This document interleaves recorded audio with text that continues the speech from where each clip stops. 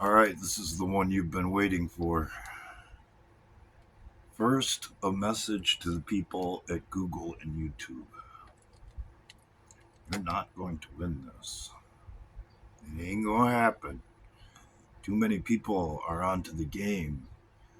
Too many people have their heads up and are looking down range. We see you. We know you're coming. This is your opportunity to be a hero. This is the opportunity for some of you to have your minute in the sun. If you come out and blow the whistle on what's been going on and what you've seen, or this is your opportunity to go down in history as a traitor to your country. That's up to you to decide, and it has been all along. Something I've pointed out on more than one occasion on this channel. Now, for the rest of you, everyone's so worried that this country is going to fall into a civil war. I got news for you, ladies and gentlemen. It's already a civil war. We have been invaded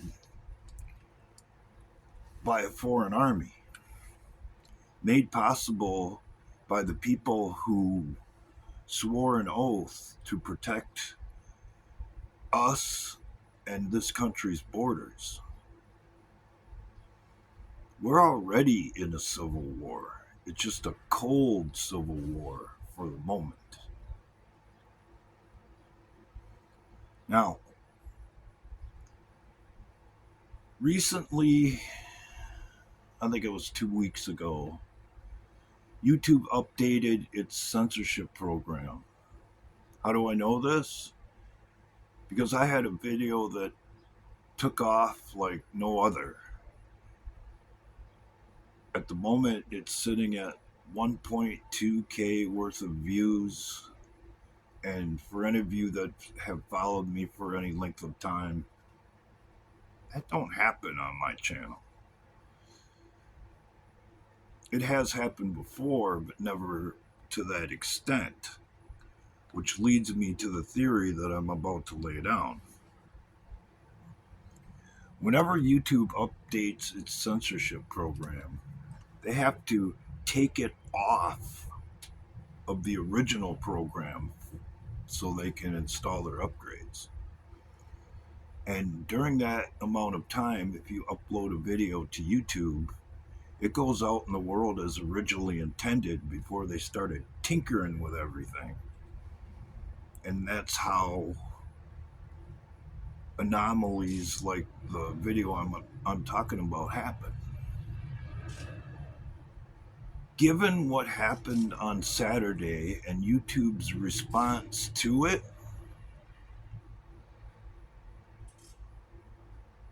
it looks like they were informed ahead of time and adjusted their policies accordingly in order to prepare for it. That's why you can't post comments on certain topics. In particular, what happened on Saturday.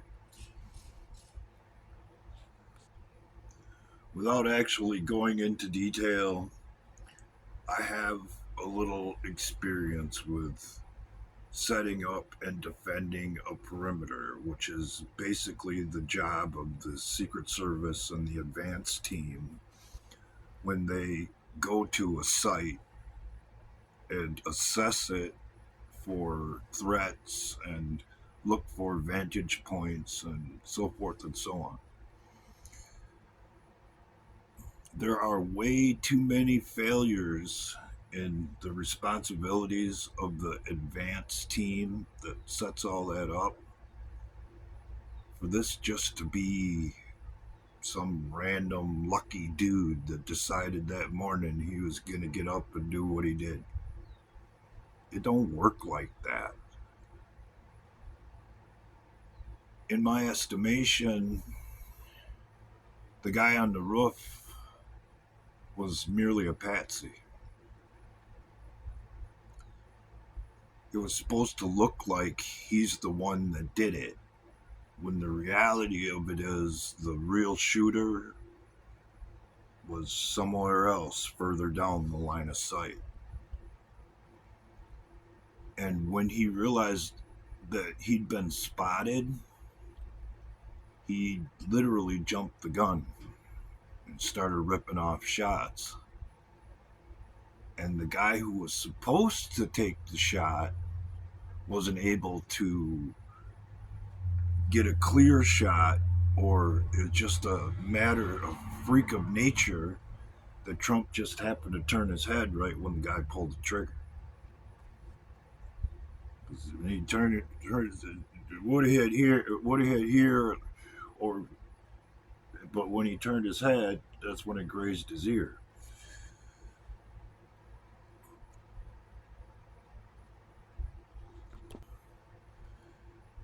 Now, there's protocol for protecting the commander, especially the commander in chief, which is basically Trump's role in that protection detail.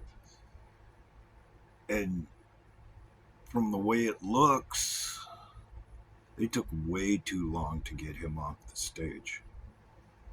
They let him stand up way too straight and took way too much time when they got to the stairs, as a female agent is literally ducking after the fact, opening up a line of sight to their protectee.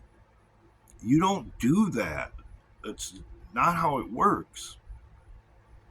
It's almost like somebody was trying to give someone else another shot that never came, fortunately, because they sure enough could have took it. That's what I was waiting to happen when I seen it. It was like, holy crap, get him moving. You can't have him stationary like that in this kind of situation. But that's what they did. Everyone's praising the Secret Service's response when it's not warranted, especially some of the female agents on the team. Now, to wrap this up, let's come back to the mechanical aspect of this. All I can do is point out what I see. It's up to you, the customer, whether or not it's valid and matches what you have experienced or are seeing from behind the wheel.